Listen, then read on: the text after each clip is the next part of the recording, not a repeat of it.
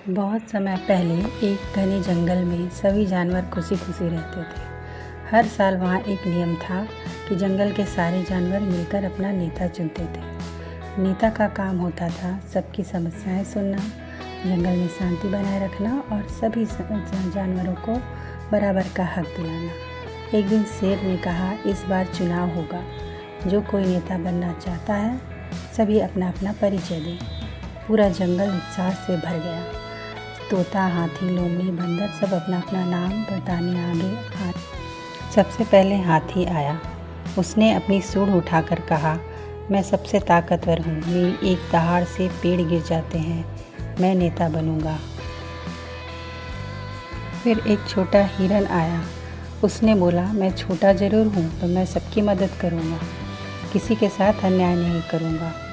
फिर चतुर लोमड़ी आई। उसने बताया कि ताकत से और बुद्धि से कुछ नहीं होता है, सबसे ज़्यादा चालाकी काम आती है, मैं अपनी चालाकी से पूरे जंगल को संभालूंगी। अब सभी जानवर सोच में पड़ गए कि किसे चुने, कौन बुद्धिमान है, कौन ताकतवर है। तभी उल्लू बोला, नेता वही होगा जो सबकी समस्याएं हल कर पाए। आज से 3 दिनों तक हर उम्मीदवार को अब जंगल की अलग अलग मुसीबतें हल करनी होंगी। पहली चुनौती थी नदी पर गिरी हुई चट्टान को हटाना। हाथी ने खूब जोर लगाया और आखिरकार उसने चट्टान हटा दी। सब जानवर खुश होकर बोले, वाह, हाथी कितना ताकतवर है। लेकिन लोमड़ी बुदबुदाई कि दिमाग कहाँ है, सिर्फ ताकत ही तो है। दूसरी चुनौती थी कि एक पहेली को हल करना था। उल्लू ने पूछा, ऐसी कौन सी चीज़ है जिसको जितनी बांटो उतनी बढ़ती है। सभी चुप हो गए। बंदर ने कहा, केला, और सब हंस पड़े। लोमड़ी ने आंखें चमकाई और बोली, ज्ञान, जितना ज्ञान को बांटोगे ज्ञान उतना बढ़ता है।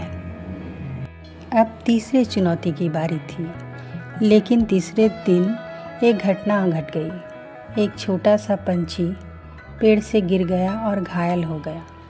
हाथी बोला, मैं बड़ा काम करूँगा, यह छोटा मामला है।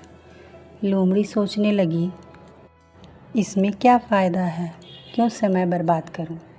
बंदर तो हंसकर भाग गया, लेकिन छोटा हिरन दौड़ कर आया। उसने पत्तों से घोंसला बनाया, पंछी को सावधानी से उसमें रखा और पानी पिलाया। सब जानवर यह देखकर भावुक हो गए। तीनों चुनौतियों के बाद सब जानवर इकट्ठा हुए। उल्लू ने कहा, नेता वही है जिसमें ताकत, बुद्धि और सबसे बढ़कर दया हो। सबने एक साथ कहा, नेता बनेगा हिरन, क्योंकि उसने सबसे बड़ा दिल दिखाया। अब जंगल को नया नेता मिल गया, छोटा सा हिरन। उसने वादा किया, मैं ताकतवर हाथी से मदद लूँगा, लोमड़ी से बुद्धि भी लूँगा, दोनों की मदद से मैं जंगल का काम करूँगा, मैं किसी को अकेला नहीं छोड़ूँगा। जंगल को एक नया नेता मिल चुका था। सभी जानवर खुश थे।